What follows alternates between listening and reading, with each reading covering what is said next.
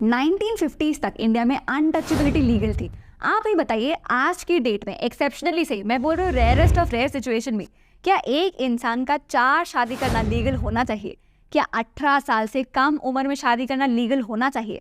Succession और inheritance के मामले में मेल से कंपेयर फीमेल्स को आधे से कम हिस्सा ही मिलेगा, क्या ये लीगल होना चाहिए? और मुस्लिम वुमेन बाकी इंडियन वुमेन की तरह मेंटेनेंस क्लेम नहीं ही कर सकती, ये क्यों एक्सेप्टेबल होना चाहिए? ये सारे और इसके जैसे और बहुत सारे ना पूछे जाने वाले सवाल हम डिस्कस करेंगे आज की इस वीडियो में। आज की इस वीडियो में हम बात करने वाले हैं यूनिफॉर्म सिविल कोड के बारे में। ये चाहे आए या ना आए, पर देश में जो प्रॉब्लम्स चल रही है ना, उन्हें डिस्कस करना जरूरी है। सुप्रीम कोर्ट डंडा मारती है, कह रही है कॉमन सिविल कोड लाओ। आर्टिकल 29 राइट टू कल्चर एक फंडामेंटल राइट है। इसको आगे चलाएं, इस पे बार बार सोचें कि कहीं कोई तूफान ना आए अगर इसके लिए इन्होंने कोई कदम उठाया। इंडिया में सारे के सारे लॉज एक समान अप्लाई होते हैं, मतलब मैंने मर्डर किया हो या आपने मर्डर किया हो, एक जैसी सजा मिलेगी। इसे यूनिफॉर्मिटी कहते हैं। इंडिया में बहुत सारे यूनिफॉर्म लॉज ऑलरेडी एग्जिस्ट करते हैं, जिसका सबसे बड़ा एग्जांपल है कॉन्स्टिट्यूशन ऑफ इंडिया। इसके अलावा कॉन्ट्रैक्ट एक्ट, आईपीसी, सीपीसी, बहुत सारे लॉज है। इस यूनिफॉर्मिटी का ना सिर्फ एक एक्सेप्शन है, पर्सनल लॉज, जो रिलीजन टू रिलीजन वैरी करते हैं। फिलहाल इंडिया में हिंदू, मुस्लिम, सिख, क्रिश्चियन, पारसी सबके अपने अपने पर्सनल लॉज है, जिसके कारण बहुत सारी प्रॉब्लम्स होते हैं। चलिए इस पॉइंट पे यूनिफॉर्म सिविल कोड क्या होता है उसे समझते हैं। तो आर्टिकल 44 मतलब यूसीसी मतलब समान नागरिक संहिता एक ऐसा लॉ है जो हिंदू, मुस्लिम, सिख, क्रिश्चियन, पारसी सभी के लिए एक यूनिफॉर्म पर्सनल लॉ लाने की बात करता है। पर हमारा जैसा देश जहां 110 करोड़ हिंदू है, 20 करोड़ मुस्लिम, 4 करोड़ क्रिश्चियन, 3 करोड़ सिख है, ऐसे में क्या एक यूनिफॉर्म पर्सनल लॉ लाना इतना आसान होगा? एक्चुअली ना ये स्टेटमेंट एंटायरली ट्रू नहीं है, क्योंकि इंडिपेंडेंस के टाइम पे भी हिंदूज ही मेजोरिटी में थे। तो 1950s में जब नई नई आज़ादी मिली, नया देश बना, नया पार्टीशन हुआ, सब कुछ ना, नई डाइवर्सिटी, इतनी प्रॉब्लम्स में भी 1955 में हिंदू पर्सनल कोड पास किया गया था। मतलब जी हाँ, 1955 में हिंदू पर्सनल लॉज का यूनिफॉर्म कोडिफिकेशन हो गया था। ये कैसे पॉसिबल हुआ? क्योंकि अभी के टाइम पे सुप्रीम कोर्ट ये बोलती कि अगर आपको कोई भी लॉ लाना है ना, तो जितने भी स्टेक होल्डर्स है उनके साथ आपको कंसल्टेशन करना चाहिए, फीडबैक लेना चाहिए। पर 1950s में ऐसा कोई सिस्टम नहीं था। तो 1950s में क्या हुआ? इलेक्शन लड़े गए। इलेक्शन पहले बोला गया कि अगर हम जीतेंगे, अगर हम पावर में आते हैं तो हिंदू कोड बिल को पास करेंगे। वो इलेक्शन जीत गए और इलेक्शन जीतने को कंसेंट मान लिया गया करना चाहिए, और ऐसे आया हिंदू कोड बिल। जैसे कि फॉर एग्जांपल बीजेपी ने भी अपने इलेक्शन मैनिफेस्टो में बार बार यूसीसी की बात की है। बीजेपी ने इलेक्शन जीत भी लिया, पर क्या इलेक्शन जीतने को वो यूसीसी इंप्लीमेंट करने की कंसेंट भी मान सकते हैं? चलिए आगे समझते हैं। चलिए इंडिया में पर्सनल लॉज की क्या हिस्ट्री रही है उसे समझते हैं। इसमें हम हिंदू और मुस्लिम एंगल और बीच में आए ब्रिटिश एंगल सबको समझेंगे। तो हिंदू के थे शास्त्र, जिनका इंटरप्रिटेशन ब्राह्मण करते थे और राजा एग्जीक्यूट करवाते थे।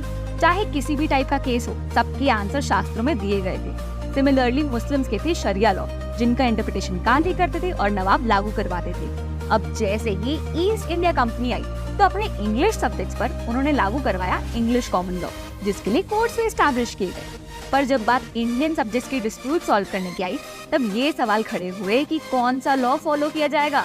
ब्राह्मण और काजी दोनों को ही शास्त्र और शरिया लॉ को इंटरप्रेट करने बुलाया जाता। फिर 1862 तक भारत के अलग अलग पार्ट में हाई कोर्ट एस्टैब्लिश हो चुके थे और अलग अलग रिलीजियस लॉ भी बनने लगे थे, जैसे Hindu widow remarriage act, Hindu women right to property act, Hindu inheritance act etcetera. Similarly Muslims के भी लॉ कोडिफाई हुए, जैसे Muslim personal law application act, dissolution of Muslim marriage act etcetera. मतलब ये समझिए कि 1946 तक, जब तक इंडियन कॉन्स्टिट्यूशन की ड्राफ्टिंग कमेटी सेटअप हुई थी, तब तक ये पूरा प्रोग्रेस हुआ था।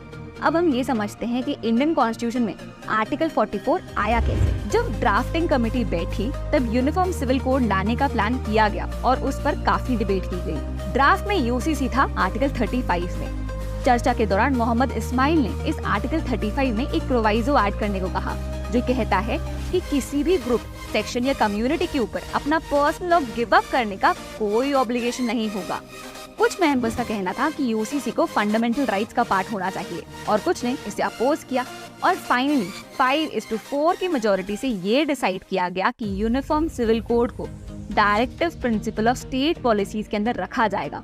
और जब कॉन्स्टिट्यूशन इनैक्ट हुआ तब यूसीसी को आर्टिकल 44 में कवर किया गया। इसके बाद एक बहुत इंटेलिजेंट सवाल होगा ये पूछना कि वो कौन कौन से एरियाज है जिसमें हमें यूनिफॉर्मिटी चाहिए, क्योंकि जब ये पता चलेगा तभी तो यूनिफॉर्म लॉज बना पाएंगे। तो मैं आपको कुछ एग्जाम्पल से बताती हूँ कि फिलहाल इंडिया के जो पर्सनल लॉज है वो कितने अलग है। इसमें सबसे पहले आता है आईपीसी का सेक्शन 494, जो ये कहता है कि एक लिविंग स्पाउस के होते हुए अगर कोई दूसरी शादी करता है तो ये एक क्राइम है। इस यूनिफॉर्म लॉ का ना सिर्फ एक एक्सेप्शन है कि अगर वो आदमी मुस्लिम है तो वो 4 शादियां कर सकता है।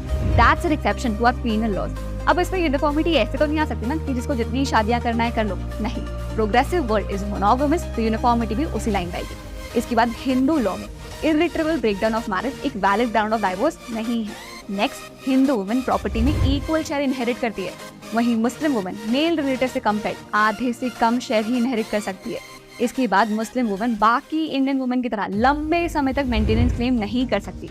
और सबसे इंपॉर्टेंट डिफरेंस जो मुझे लगता है वो ये कि इंडियन लॉ सारे रिलीजन के लिए मैरिज के लिए एक यूनिफॉर्म एज प्रिस्क्राइब करता है, जो है 18 और 21 साल, और इसे भी डेवलपमेंट के लिए इंक्रीज करने की बात की जा रही है। अगर इसके नीचे शादी की जाती है तो वो चाइल्ड मैरिज है और इसे प्रोहिबिट किया गया है, बट एक रिलीजन को अलाउड है। ऐसे और भी बहुत सारे एग्जाम्पल्स है डिफरेंट रिलीजन के जो अलग अलग अप्लाई होते हैं। बट एक मिनट, कहीं यूसीसी एक हिंदू मुस्लिम डिबेट तो नहीं? कहीं यूसीसी की बात करके सोसाइटी को रेडिकलाइज तो नहीं किया जा रहा? अगर मैं एकदम साफ तरीके से, सिंपल तरीके से बोलूँ ना, तो ये पूरा मुद्दा है सोसाइटी से ऐसे लॉज को हटाने का जो डिस्क्रिमिनेटरी है, जो डेरिवेटरी है, जो बिना किसी लॉ या लॉजिक के साफ साफ गलत है। जैसे कि फॉर एग्जांपल हमने अनटचेबिलिटी को हटाया था।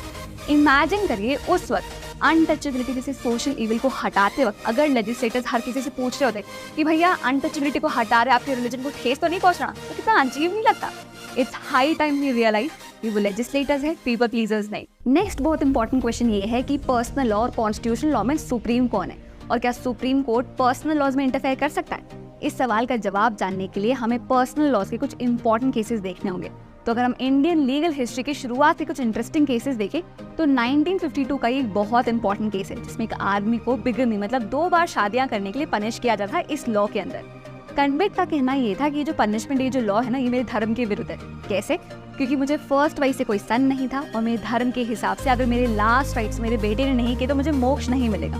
और हिंदू रिलीजन तब के टाइम पे ये कहता था कि अगर फर्स्ट वाइफ से सन ऑब्टेन नहीं हो रहा है तो आप दूसरी शादी कर सकते हो।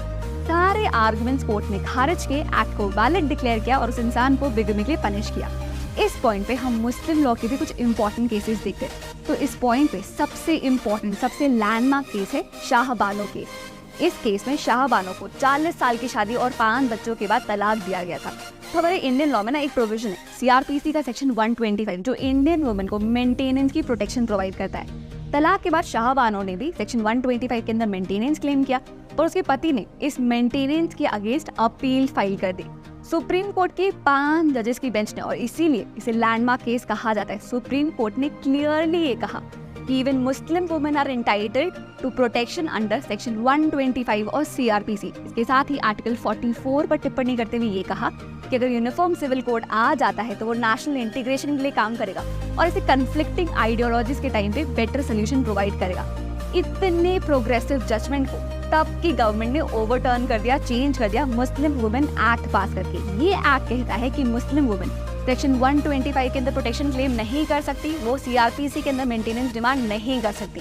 अगर हम रीसेंट टाइम्स की बात करें तो सबसे इंपॉर्टेंट केस है शायरा बानो का, जिसे ट्रिपल तलाक जजमेंट भी कहते हैं। इस केस में शायरा बानो के पति ने तलाक ए बिद्दत मतलब ट्रिपल तलाक प्रोनाउंस करके उन्हें डाइवोर्स कर दिया था, जिसके अगेंस्ट शायरा बानो ने सुप्रीम कोर्ट में रिट पिटिशन फाइल की और मुस्लिम लॉ के 3 प्रैक्टिसेस को चैलेंज किया, निकाह हलाला, पॉलीगैमी और तलाक ए बिद्दत। ये कहते हुए कि जो 3 प्रैक्टिसेस है ये डेरोगेटरी है, ये डिस्क्रिमिनेटरी है, जिसके against all India Muslim personal law board का कहना ये था कि क्योंकि मुस्लिम पर्सनल लॉ कोडिफाइड नहीं है उसे कॉन्स्टिट्यूशन के आर्टिकल 25 का प्रोटेक्शन मिलना चाहिए, मतलब उसका जुडिशियल रिव्यू नहीं हो सकता, मतलब मुस्लिम पर्सनल लॉ को आप कॉन्स्टिट्यूशनली चैलेंज नहीं कर सकते। इस केस में सुप्रीम कोर्ट ने 3:2 की मेजोरिटी से तलाक ए बिद्दत को, ट्रिपल तलाक को अनकॉन्स्टिट्यूशनल डिक्लेयर किया क्योंकि वो एक एसेंशियल रिलीजियस प्रैक्टिस नहीं है। इसके साथ ही ये कहा कि अगर निकाह हलाला और पॉलीगैमी को भी अनकॉन्स्टिट्यूशनल डिक्लेयर करना है, निरस्त करना है, तो उसकी सही अथॉरिटी पार्लियामेंट के पास है। कट टू 2023 मार्च में जब सुप्रीम कोर्ट के सामने एक PIL फाइल की गई थी यूसीसी को पास कराने के लिए,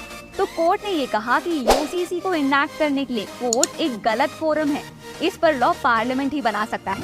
recently prime minister Narendra Modi ने ये कहा कि इंडिया में यूनिफॉर्म सिविल कोड की जरूरत है और हमेशा से ही बीजेपी की इलेक्शन मैनिफेस्टो में इसे इम्प्लीमेंट करने का प्रॉमिस किया गया है। इसके साथ ही इंडिया की 22nd लॉ कमीशन ने पब्लिक और रिलीजियस ऑर्गेनाइजेशन से व्यूज और आइडियाज मंगवाए हैं यूसीसी को लेकर। जो भी लोग इंटरेस्टेड है वो 14 जुलाई तक अपने व्यूज बता सकते हैं। पर इसके पहले वाली 21st लॉ कमीशन ने 2018 में यूसीसी को एग्जामिन किया था और स्टेक होल्डर से उनके व्यूज भी मंगवाए थे। फिर रिपोर्ट में लॉ कमीशन ने यूसीसी को इस स्टेज पे नीदर नेसेसरी नॉर डिजायरेबल बोला। इस पहली वाली कमीशन ने काफी सारी प्रैक्टिकल डिफिकल्टीज हाईलाइट की, जैसे हिंदू लॉ में जहां मैरिज को होली सेक्रेमेंट माना जाता है, वहीं क्रिश्चियन लॉ में डाइवोर्स अभी भी स्टिग्मेटाइज्ड है। मुस्लिम लॉ में मैरिज एक कॉन्ट्रैक्ट है और पारसी लॉज में रजिस्ट्रेशन ऑफ मैरिज एक काफी इंपॉर्टेंट रिचुअल है। इन सारे एटीट्यूड्स को रिस्पेक्ट करना बहुत इंपॉर्टेंट है और एक रिलीजन को दूसरे में इम्पोज नहीं किया जा सकता। और अगर यूसीसी पे कंसेंसस नहीं आता है तो आगे बढ़ने का यही रास्ता है कि पर्सनल लॉज में चेंजेस किए जाए ताकि डाइवर्सिटी को प्रिजर्व किया जाए और साथ ही साथ ये इंश्योर कर सके कि पर्सनल लॉज फंडामेंटल राइट से ना कॉन्ट्राडिक्ट करे। ये भी सजेस्ट किया कि यूसीसी लाने की बजाय एग्जिस्टिंग पर्सनल लॉज में जो प्रॉब्लम्स है उन्हें हटाकर हम उन्हें जेंडर जस्ट बना सकते हैं। एक ट्रिक क्वेश्चन पूछूं, क्या यूसीसी को बिना लाए भी ये सारी प्रॉब्लम्स हटाई जा सकती है बिना कोई लॉ पास किए? मेरी तरफ से तो हाँ है।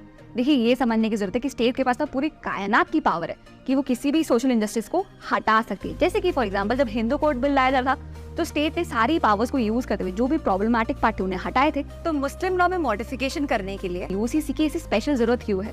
बस मेरे हिसाब से ना नेशनल इंटरेस्ट सबसे ऊपर आता है। सिटीजन की जो बेसिक ह्यूमन राइट्स है वो बहुत इंपॉर्टेंट है, इंडिविजुअल की डिग्निटी बहुत इंपॉर्टेंट है। ऐसे में अगर हम यूसीसी को लाने का सोचे भी ना तो भी डिजायर्ड रिजल्ट अचीव हो सकता है। मुझे ऐसा लगता है कि स्टेट को ना सारे पर्सनल लॉज को उठा के फिल्टर करना चाहिए आज के डे एंड एज के हिसाब से, और वो सारी प्रैक्टिसेस जो डेरोगेटरी है, जो डिस्क्रिमिनेटरी, जो सोशल जस्टिस के खिलाफ है, उन्हें अनकॉन्स्टिट्यूशनल डिक्लेयर कर देना चाहिए। थोड़ा ज़्यादा अफर्मेटिव और स्ट्रिक्ट टोन हो गई क्या? होता है कभी कभी मेरे साथ ऐसा। Let me try one more time. मेरे हिसाब से यूसीसी के आने से या सुप्रीम कोर्ट के पर्सनल लॉ में इंटरफेयर करने से डाइवर्सिटी को कोई खतरा नहीं है। इससे डाइवर्सिटी खत्म नहीं होगी। जैसे कि फॉर एग्जांपल यूनिफॉर्मिटी का मतलब ये नहीं होगा कि अब से सबको साथ फेरे लेके शादी करनी होगी। यूनिफॉर्मिटी का मैरिज के सेंस में ये मतलब हो सकता है कि अब से सबको मैरिज रजिस्टर करवानी होगी। और ऑलरेडी तो बहुत सारे यूनिफॉर्म लॉज है ना हमारे पास, जैसे कॉन्स्टिट्यूशन है, कॉन्ट्रैक्ट है। क्या आर्टिकल 14 मतलब इक्वालिटी का देश में आने से सबको ये लगा कि डाइवर्सिटी खतरे में होगी? नहीं। क्या equal pay for equal work आने से लोगों को लगा कि डाइवर्सिटी खतरे में होगी? नहीं। तो यूसीसी आने से ऐसा क्यों लग रहा है? देखो, ये समझना बहुत इंपॉर्टेंट है कि कॉन्स्टिट्यूशन सुप्रीम है और कॉन्स्टिट्यूशन के हिसाब से पर्सनल लॉ को चेंज होना होगा। अगर हम हर पर्सनल लॉ के हिसाब से कॉन्स्टिट्यूशन को चेंज करने बैठे ना तो कोई कॉन्स्टिट्यूशन बचेगा ही नहीं। प्लस इसके साथ ये भी समझना बहुत ज़रूरी है कि किस मैनर से किसी लॉ को इंट्रोड्यूस किया जा रहा है। हमने सीए के टाइम पे, फार्म लॉ के टाइम पे और ऑनगोइंग मणिपुर वॉयलेंस के टाइम पे देखा कि जितना ज़रूरी लॉ बनाना है उतना ही ज़रूरी होता है कि लॉ को इंट्रोड्यूस कैसे किया जा रहा है। तो इस पे भी विशेष ध्यान देने की जरूरत है। अच्छा, यूनिफॉर्म सिविल कोड का सबसे फ्लॉप साइड ये सामने आ रहा है कि uniform civil code UCC directive principle of state policy DPSP का पार्ट है। मतलब नॉर्मल फंडामेंटल राइट्स की तरह उन्हें कोर्ट पे आप एनफोर्स नहीं करवा सकते। तो ये जो स्टेटमेंट है कितना ट्रू है, इसे समझने के लिए हमें फंडामेंटल राइट्स और डीपीएसपी में क्या डिफरेंस है ये समझना चाहिए। तो देश जब आज़ाद हुआ था ना तो हमारे सामने बहुत सारी लिमिटेशंस थी, इकोनॉमिक लिमिटेशन, सोशल, कल्चरल, बहुत सारी प्रॉब्लम थी। तो तब के टाइम पे जो भी सारे इंपॉर्टेंट राइट्स थे उनको हमने फंडामेंटल राइट में गारंटी और प्रोटेक्ट किया। और ये लगा कि जैसे जैसे देश डेवलप होगा, प्रोग्रेस होगा, हम नए राइट्स अडॉप्ट करें। तो वो राइट्स कौन से होंगे, उनको हमने डीपीएसपी में लिखा। इसका सबसे बड़ा एग्जांपल है राइट टू एजुकेशन का। तो for the longest time legislators और कमीशन को ये लगता रहा कि देश अभी तक इतना डेवलप, इतना प्रोग्रेस नहीं किया है कि हम फ्री और कंपलसरी एजुकेशन प्रोवाइड कर सके। फिर उनको समझ में आया कि जब तक एजुकेशन को कंपलसरी नहीं करेंगे देश भी प्रोग्रेस नहीं करने वाला। और जैसे ये रियलाइज हुआ, एक अमेंडमेंट किया गया और राइट टू एजुकेशन को फंडामेंटल राइट पे इनकॉर्पोरेट किया गया। तो जैसे जैसे देश प्रोग्रेस होता है ना वैसे वैसे नए राइट्स अडॉप्ट किए जाते हैं। तो आपको क्या लगता है, क्या यूनिफॉर्म सिविल कोड को भी फंडामेंटल राइट बनाया जा सकता है? चलिए यूनिफॉर्म सिविल कोड पर जनरली डिस्कस कुछ प्रोज और कॉन्स देख लेते हैं। तो सबसे बड़ा कॉन है इस लॉ को लेकर मास परसेप्शन कि यूसीसी लोगों की रिलीजियस फ्रीडम की अगेंस्ट है। ये एक सेंसिटिव टास्क है। ऐसे में इस लॉ को कैसे इंट्रोड्यूस किया जा रहा है वो बहुत जरूरी है, और किस मैनर में इम्प्लीमेंट किया जाएगा ये भी इम्पोर्टेंट है। डाइवर्सिटी के कारण प्रैक्टिकल डिफिकल्टीज आ सकती हैं एग्जीक्यूशन में, और बिना स्टेट की हेल्प के इन लॉज को फुल्ली इम्प्लीमेंट करना मुश्किल हो सकता है। यूसीसी को लेकर इंडियन स्टेट्स काफी डिवाइडेड हैं। ये सारे स्टेट्स वो हैं जो यूसीसी को सपोर्ट कर रहे हैं, वहीं ये वो स्टेट्स हैं जो इसे अपोज कर रहे हैं। अगर हम प्रोज की बात करें तो ये जेंडर इक्वालिटी प्रोवाइड करेगा, सारे सिटीजन्स को इक्वल स्टेटस प्रोवाइड करेगा, नेशनल इंटीग्रेशन प्रमोट करेगा और एग्जिस्टिंग पर्सनल लॉज में रिफॉर्म्स और ट्रांसफॉर्मेशन लाने का स्कोप देगा। तो ये था आज का वीडियो यूनिफॉर्म सिविल कोड के ऊपर। मैं उम्मीद करती हूँ कि आज की इस वीडियो से आपको कुछ नया सीखने को मिला हो। अगर हाँ तो अपने फ्रेंड्स और फैमिली के साथ भी इस वीडियो को जरूर शेयर करिएगा।